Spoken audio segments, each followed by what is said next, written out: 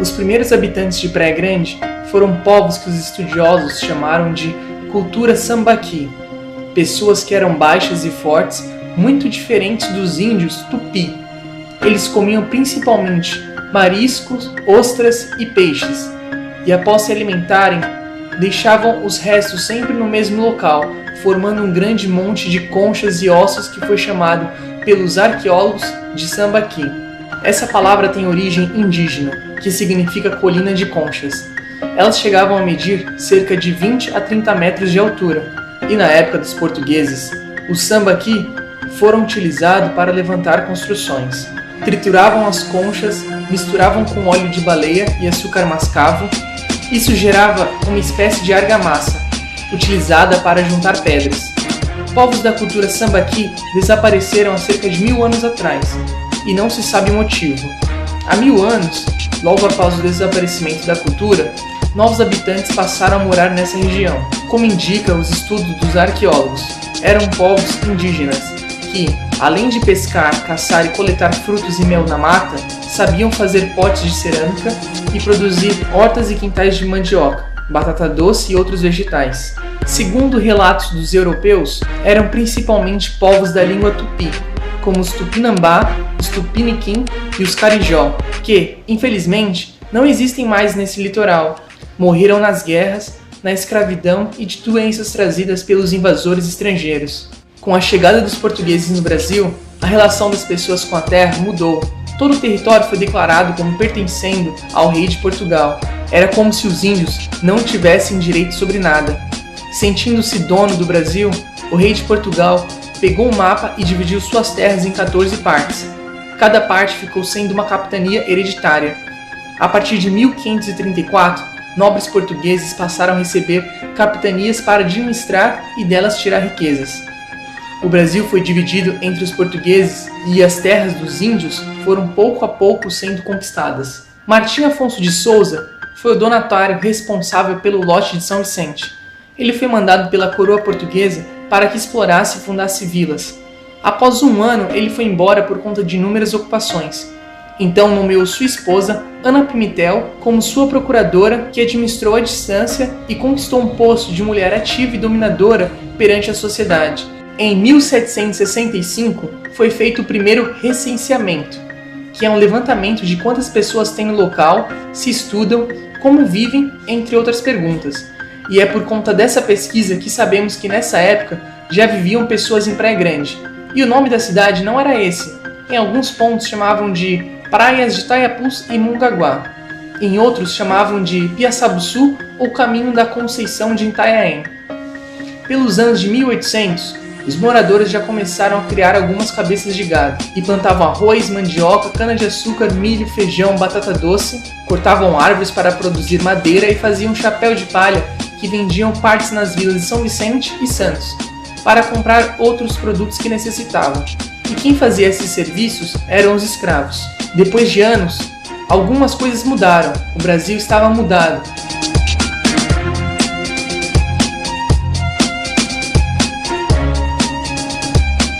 E São Vicente estava crescendo. E nessa época, Praia Grande fazia parte de seus territórios e começava a ganhar atenção. Em 1900, começou uma nova forma de ocupação por conta da chegada das construções na região. Em 1903, foi inaugurada a primeira bateria da Fortaleza de Itaipu, que tinha por finalidade proteger a costa de Santos e teve um papel muito importante no reconhecimento de Praia Grande.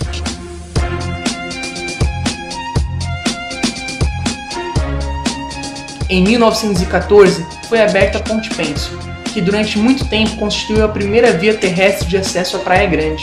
A construção da Ponte Pênsil tinha por finalidade conduzir os esgotos de Santos e São Vicente para despejar no Itaipu, em vista o melhor saneamento deles, e com isso combater as epidemias que existiam na cidade, como febre amarela, varíola e tuberculose. Pelo fato de ligar Praia Grande com São Vicente, foi um ponto positivo. Porém, o esgoto, jogado no mar, estava poluindo as praias. A ponte começou a facilitar o acesso das pessoas à Praia Grande, e isso fez os terrenos passarem a ter um maior valor. Então começou a especulação imobiliária. Pessoas querendo comprar terrenos e vender por um preço maior. Em 1927, uma área bem grande da cidade começou a ser aterrada para se iniciar a construção do Aeroclube de Santos. Em 1931, começou a chegar as primeiras linhas telefônicas localizadas nesse bairro, que ficava na aviação. Em 1925, foi fundada a Associação dos Proprietários de Praia Grande, que adquiriram os primeiros ônibus para trafegar entre Santos e Itanhaém. Em 1926, chegou a luz elétrica. Em 1930, foi inaugurado o primeiro hotel de Praia Grande, o Hotel dos Alemães, no Jardim Guilhermina. Em 1946, a construção da Via Anchieta ficou pronta, abrindo o caminho da capital para a praia, que antes era feito pela Estrada do Mar, que era conhecida também como Calçada de Lorena, pois o governador Bernardo José de Lorena mandou refazê-la, e pelos índios era conhecida como Paranapiacaba. Passaram-se anos e Praia Grande estava crescendo, e cada vez mais recebia moradores fixos e turistas. Não era mais a desabitada praia. Os moradores não estavam satisfeitos. Havia sérios problemas em diversas áreas. Na metade da década de 1950, os problemas apresentados eram falta de água potável por conta do estado crítico dos encanamentos que liberaram ferrugem na água, problema de energia elétrica, pois muitas áreas a energia ainda não chegava, problemas na rede de esgoto e péssimo serviço de transporte coletivo, que afetava os moradores e turistas. Por esses motivos, a população pedia autonomia. Em 1953, aconteceu o primeiro movimento pró-emancipação do distrito de Solimar, liderado por Júlio Seco de Carvalho, Nestor Ferreira da Rocha, Heitor Sanches e Israel Grimaldi Milani. Júlio Seco, que era proprietário de terras no Solimar, começou seus empreendimentos como fornecedor de madeira, transformou as suas terras no loteamento, dando início a diversas melhorias no local, atraindo a atenção de todos para o bairro que estava crescendo. Mas seu movimento de emancipação não teve êxito. Em 1958, o vereador Oswaldo Toschi tomou a frente da Comissão Pró-Desmembramento de Praia Grande. Porém, o movimento ainda assim não convenceu a Assembleia Legislativa, que vetou o pedido de emancipação, alegando falta de documentação. Em 1962, houve novamente outra reunião no Hotel Maracanã, que foi presidida pelo deputado Hilário Torloni, e nessa reunião foi formada uma comissão de pró-emancipação, para se fortificarem e irem em busca da terceira tentativa. Participaram dessa reunião Dorivaldo Lória Júnior, Pasqualino Borelli, João Bispo dos Santos, Oswaldo de Oliveira, Paulo Fefim, Aldo Ramaciotti e Israel Barreto. Essa comissão de pessoas foi oficializada em 17 de junho de 1963. Então começaram a colher dados. Reuniões se sucederam a cada semana. Documentos foram providenciados. Em 8 de dezembro de 1963, o juiz de direito da comarca de São Vicente, Dr. Octávio Ruiz, realiza um plebiscito, que é uma espécie de baixo-assinado para recolher a opinião dos moradores de Praia Grande, diante da emancipação. Dos 707 eleitores, que eram moradores do distrito de Solimar, 680 votaram a favor, 12 em branco e 15 anularam o voto. No dia seguinte foi dia de festa na cidade. Diante desse resultado, o prefeito de São Vicente, Sr. Jonas Rodrigues, fala com o jurista professor Frederico Marques. Então Frederico aciona um mandato de segurança contra a decisão da Assembleia Legislativa e a realização do plebiscito. Então, em 31 de dezembro desse mesmo ano, o governador do estado, Adhemar de Barros, impede a criação dos municípios, entre eles Praia Grande, por discordar de alguns desmembramentos. Era a terceira grande derrota. Em 28 de fevereiro de 1964, aproveitando esse cancelamento, São Vicente contra-ataca o plebiscito e a criação do município através do seu procurador. Aciona novamente o mandato de segurança. Em abril, o Tribunal de Justiça do Estado aceita o pedido.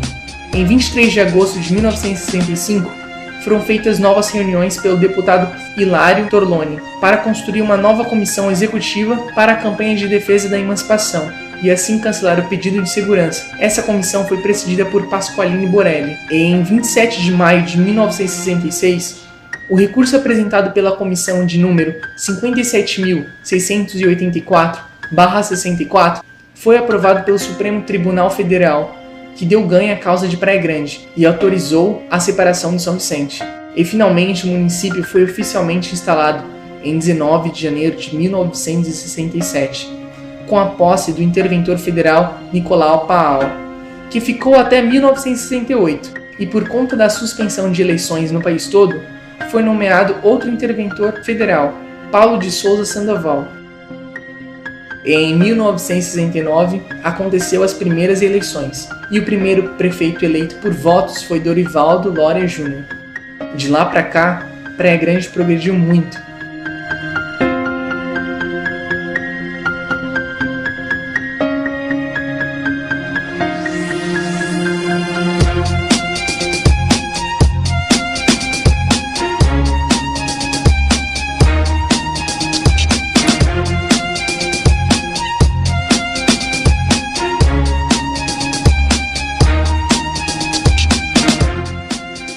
E se transformou em um balneário popular.